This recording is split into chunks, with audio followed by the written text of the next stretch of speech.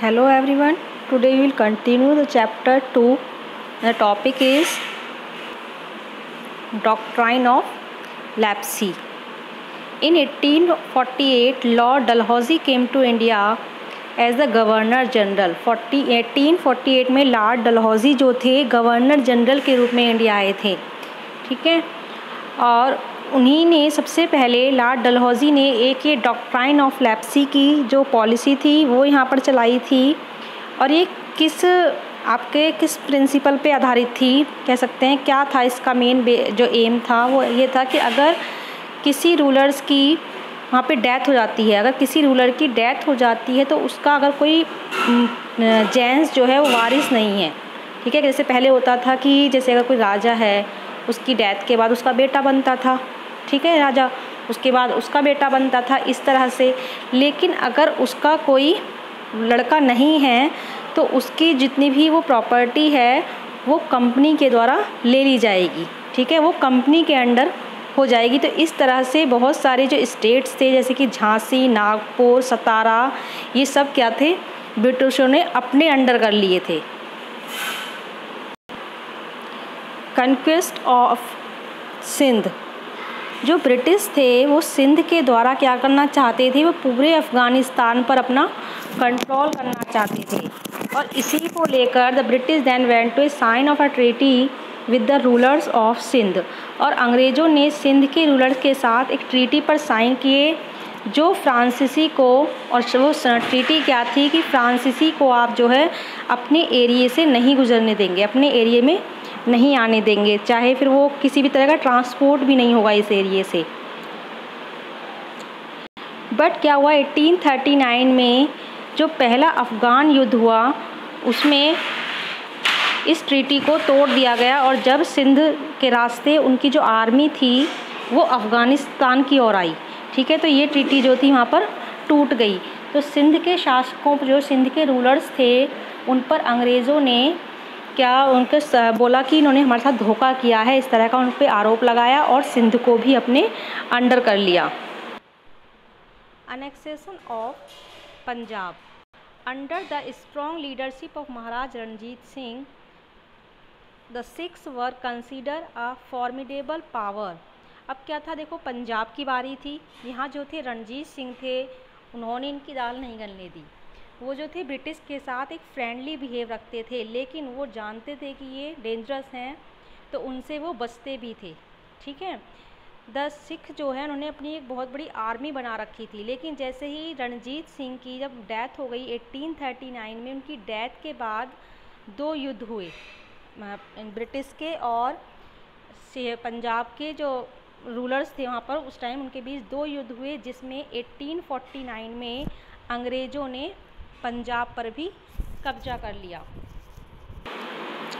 Annexation of Awadh, Lord Dalhousie ने अवध को भी ख़त्म कर दिया और वहाँ के जो नवाब थे उनको गद्दी से हटा दिया और गद्दी से हटाकर उनको कलकत्ता भेज दिया। वो जो थे ब्रिटिश के प्रति बहुत ज़्यादा वफ़ादार होने के बावजूद भी वहाँ के नवाब को हटा दिया गया और अवध पर भी कब्ज़ा कर लिया गया। अब आपने देखा कि किस तरह से ब्रिटिश ने किस किस एरिए पर कंट्रोल किया, मराठों पर, सिंध पर, मैसूर पर, पंजाब पर, ठीक है। अब क्या था, ब्रिटिश ऐप पढ़ेंगे हम इसमें, British administration in India. For administrative purpose the British divided their newly conquered territories into administrative units और प्रेसिडेंसीज। ब्रिटिश जो इलाके थे वो 3 टाइप्स की यूनिट्स में बटे हुए थे, जिन्हों की प्रेसिडेंसीज़ कहा जाता था, ठीक है। और वो प्रेसिडेंसीज़ क्या थी आपकी, बॉम्बे, मद्रास एंड कलकत्ता, ठीक है। हर प्रोविंसी के पास अपना एक गवर्नर होता था। उस टाइम से सबसे ऊपर जो किसी की पोस्ट थी वो गवर्नर जनरल की थी। The governor general was the supreme head of administration. Warren Hastings जो थे वो आपके was the first governor general of the British India. It is the important line, underline this line, Warren Hastings was the first Governor General of British India. Warren Hastings first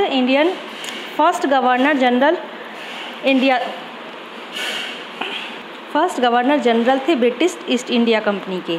ठीक है।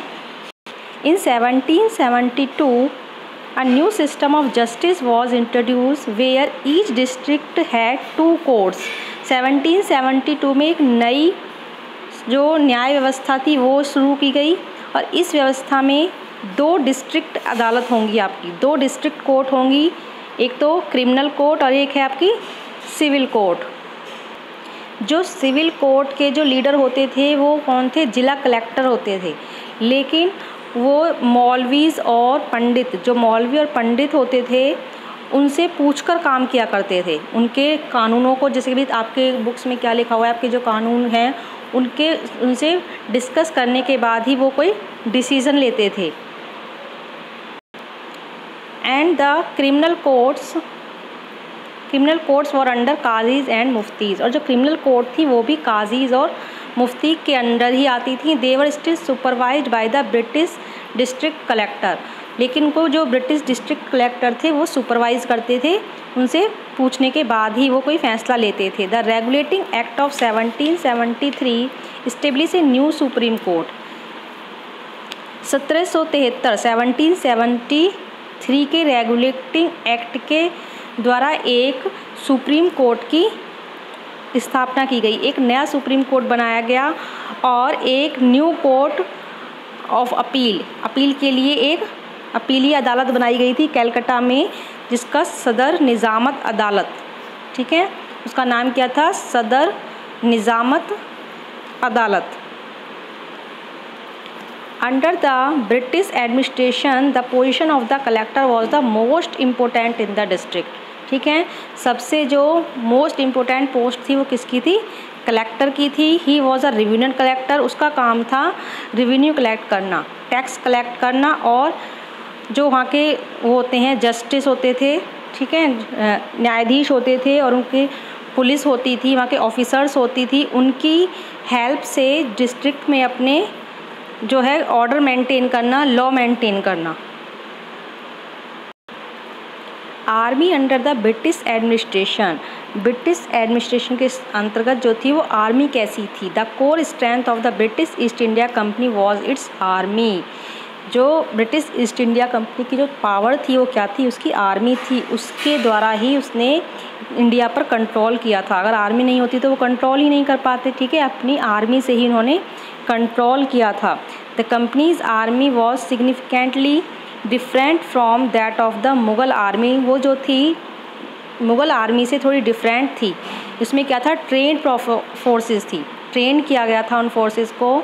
जो British army के थे वो trend army थी। 1820 में जैसे जैसे आपकी युद्ध की जो टेक्निक बदलने लगी थी, ऐसे ऐसे कंपनी ने अपने जो उनकी सेना थी उनको उसी तरह से ट्रेनिंग देनी स्टार्ट करी। इसकी वजह यह थी कि जो ब्रिटिश साम्राज्य था वो बर्मा, अफ़गानिस्तान और मिस्र से भी उस टाइम लड़ाई चल रही थी। जहाँ के जो सिपाही थे वहाँ के वो मस्केट और मैचलॉक से लैस होते थे। एक तरह की बंदूकें होती थी, मस्केट एंड मैचलॉक एक तरह की बंदूकें होती थी। ठीक है, उससे वो लैस से कंपनी की सेना के जो सिपाही थे उनकी जो आवश्यकताएं थी, जो नीड्स थी, उसकी अकॉर्डिंग ही ऑफिसर्स को ध्यान रखना पड़ता था, उसी की अकॉर्डिंग उनको ट्रेनिंग दी जाती थी।